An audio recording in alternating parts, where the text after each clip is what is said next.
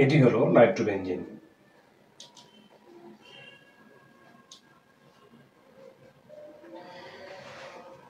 এই নাইট্রোবেনজিনে negative inductive ইফেক্টের ফলে নাইট্রোবেনজিনের এই অক্সিজেন নাইট্রোজেন অপেক্ষা অক্সিজেন বন্ধন ইলেকট্রন যুগল নিজের দিকে টেনে নেয়, ফলে অক্সিজেন ঋণাত্মক হয়ে গেলেও নাইট্রোজেন এখানে ধনাত্মক চার্জ প্রাপ্ত হয়। নাইট্রোজেন ইলেকট্রন ঘাটতিতে পড়ে। যখনই নাইট্রোজেন ইলেকট্রন ঘাটতিতে পড়ে তখন নাইট্রোজেন বেনজিন বলয় থেকে ইলেকট্রন নিয়ে নেয়, ফলে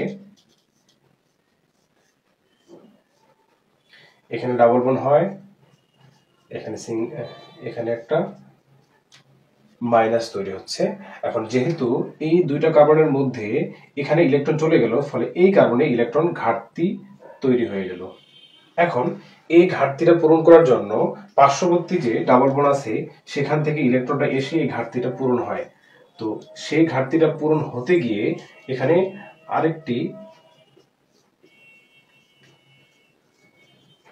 এই ঘাটতিটা পূরণ করতে গিয়ে এখানে আরেকটি ঘাটতি তৈরি হয়, অর্থাৎ এটি হলো এই বন্ডটা ওখানে গিয়ে এই ঘাটতিটা পূরণ করলো, ফলে ঘাটতি হলো ওখানে এই কারণে। আগের বন্ড সব ঠিক থাকবে। আবার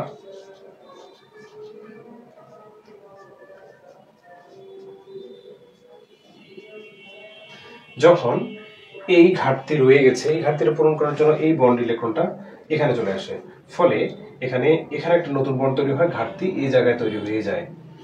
এভাবে যখন চলতে থাকে এই রেজোনেন্সের মাধ্যমে আমরা এই তিনটে স্ট্রাকচারে দেখলাম যে এই অর্থ, প্যারা এবং এই তিনটে পজিশনে ইলেকট্রনের ঘাটতি তৈরি হয়ে গেছে।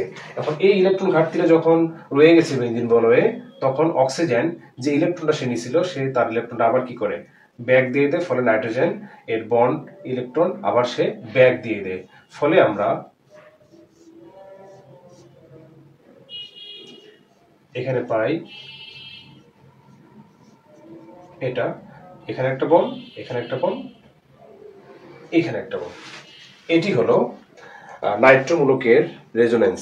তো নাইট্রোমূলকের রেজোনেন্স থেকে আমরা দেখতে পাচ্ছি যে নাইট্রোমূলকটি নাইট্রোজেন অপেক্ষা অক্সিজেনের তরিণাত্মতা মান বেশি হওয়ার কারণে সে বন্ধন ইলেকট্রন যুগল নিজের দিকে টেনে নেয়, ফলে নাইট্রোজেন বেনজিন বলয় থেকে ইলেকট্রন টেনে নেয়। বেনজিন বলয় থেকে ইলেকট্রন টেনে নেওয়ার ফলে রেজোনেন্সের মাধ্যমে আমরা অর্থ এবং প্যারা অবস্থানে ইলেকট্রনের ঘাটতি পাই। এই ইলেকট্রনের ঘাটতি যখন আমরা অর্থ এবং প্যারা অবস্থানে পাই, অর্থাৎ এই অর্থ এবং প্যারা অবস্থানে কখনোই ইলেকট্রোফাইল অর্থাৎ আগত ইলেকট্রোফাইল কখনোই যুক্ত হতে পারবে না।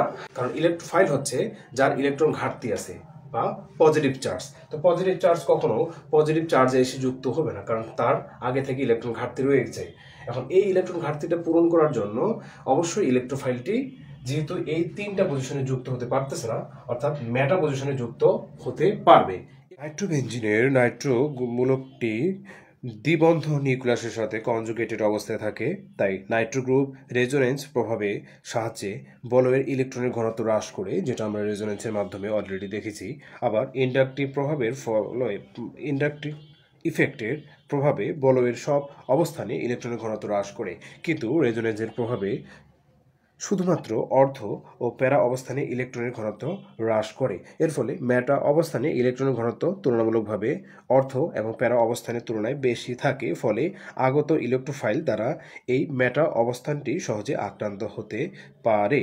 কিন্তু বাকি অর্ধ এবং প্যারা অবস্থানে কখনোই ইলেকট্রোফাইল দ্বারা আক্রান্ত হতে পারে না, যেহেতু তাদের ক্ষেত্রে ইলেকট্রনের ঘাটতি রয়ে গেছে। এ কারণে নাইট্রোমূলকটি মেটা নির্দেশক বা সক্রিয়তা হ্রাসকারী মূলক হিসেবে কাজ করে। অর্থাৎ এই বেনজিন বলয়ে নাইট্রোমূলকটি সক্রিয়তা হ্রাসকারী মূলক হিসেবে কাজ করে। এখানে মূলত বেনজিন বলয়ের নাইট্রোমূলকটি যখনই বেনজিন বলয় থেকে ইলেকট্রন টেনে নেয়, তখন অর্থ প্যারা অবস্থানগুলোতে ইলেকট্রনের ঘাটতি তৈরি করে।